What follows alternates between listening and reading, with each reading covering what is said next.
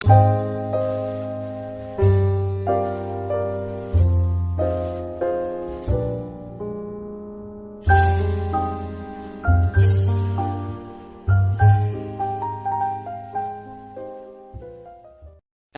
Lab में आपका स्वागत है।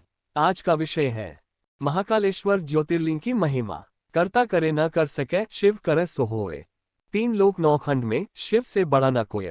भगवान शिव जिनकी अनंत शक्ति का कोई मुकाबला नहीं है, वो अनादि हैं, आदियोगी हैं, वो संपूर्ण हैं। भोले भंडारी, शिव शंभु, महादेव, महाकाल जैसे कितने नाम हैं उस निराकार शिव के। शिव के दर्शन मात्र से ही सारे कष्टों से मुक्ति मिल जाती है। मध्य प्रदेश के मालवा में क्षिप्रा नदी के तट पर बसी है भारत की सबसे प्राचीन नगरी उज्जैनी, जहां महाकालेश्वर ज्योतिर्लिंग के अलावा भी भगवान महादेव 84 लिंगों में अलग अलग रूप में उपस्थित हैं। उज्जैनी का गौरव है महाकाल मंदिर। महाकालेश्वर ज्योतिर्लिंग उज्जैन में कैसे स्थापित हुआ, इससे संबंधित दो कथाएं सुनने को मिलती है। पहली कथा का उल्लेख शिव महापुराण के कोटिरुद्र संहिता के 16वें अध्याय में मिलता है। कथा के अनुसार अवंती नगरी में एक कर्मकांडी ब्राह्मण रहते थे। ब्राह्मण देव वैसे तो वेद कर्मित ब्राह्मण थे, लेकिन वे शिवभक्त भी थे। वे नियमित रूप से मिट्टी की शिवलिंग बनाकर महादेव का पूजन करते थे। इन ब्राह्मण देव का नाम था वेदप्रिय। वेदप्रिय के 4 पुत्र थे। उनका नाम था देवप्रिय, प्रियमेधा, संस्कृत और सुवृत। पिता की तरह ही चारों भाई भगवान शिव के अनन्य भक्त थे। भगवान भोलेनाथ ने उनकी भक्ति से प्रसन्न होकर वर मांगने को कहा, तो ब्राह्मण बंधुओं ने प्रभु से मोक्ष मांगा और साथ ही उन भाइयों ने महादेव से कहा कि वे अपने भक्तों की रक्षा के लिए अवंती में ही विराजमान हो जाएं। भगवान भोलेनाथ ने ब्राह्मण बंधुओं को मोक्ष प्रदान किया और साथ ही उसी स्थान पर विराजमान हो गए और महाकाल के नाम से प्रसिद्ध हो गए। दूसरी कथा महादेव के परम भक्त राजा चंद्रसेन से जुड़ी हुई है। इस कथा के अनुसार एक बार राजा चंद्रसेन भगवान भोलेनाथ की भक्ति में लीन थे, तभी वहां से एक गोप बालक अपनी मां के साथ गुजरा। उस गोप बालक का नाम था श्रीकर। श्रीकर ने जब राजा चंद्रसेन को शिव भक्ति में लीन देखा तो उसका बालमन भी शिव आराधना करने के लिए मचल उठा।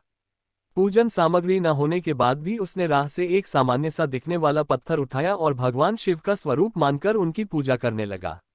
उसने पत्थर पर रास्ते में पड़े पुष्प अर्पित किए और राजा चंद्रसेन की भांति ही शिव भक्ति में तल्लीन हो गया। श्रीकर की मां ने कई बार अपने पुत्र को आवाज लगाई, लेकिन पूजा में वो इतना मग्न था कि उसे उनकी आवाज सुनाई ही नहीं दी। ये देखकर श्रीकर की माता अत्यंत क्रोधित हुई और उन्होंने क्रोध में उस पत्थर को फेंक दिया। ये देखकर उस बालक के बालमन को काफी ठेस पहुंची और वह भगवान भोलेनाथ का नाम लेकर रोने लगा और महादेव का नाम पुकारते पुकारते वह बेहोश हो गया। उस बालक का इस प्रकार का रुदन देखकर भगवान भोलेनाथ भी पसीज गए और श्रीकर की भक्ति से प्रसन्न हो गए।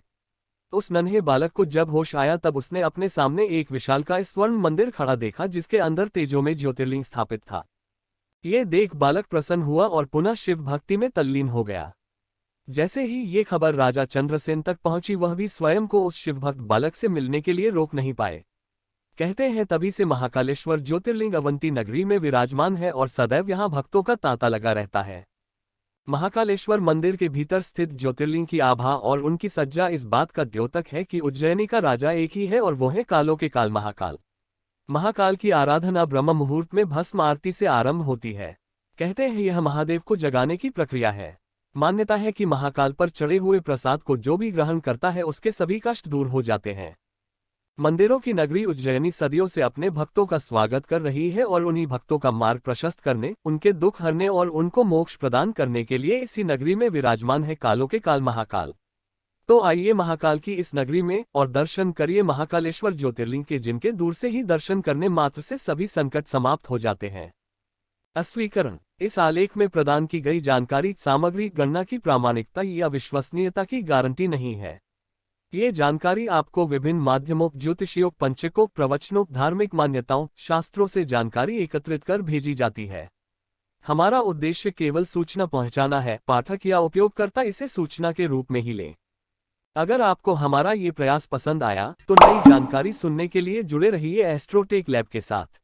प्लीज शेयर और like this video with your family and friends. Thanks for watching. Have a nice day. Best of luck. See you soon.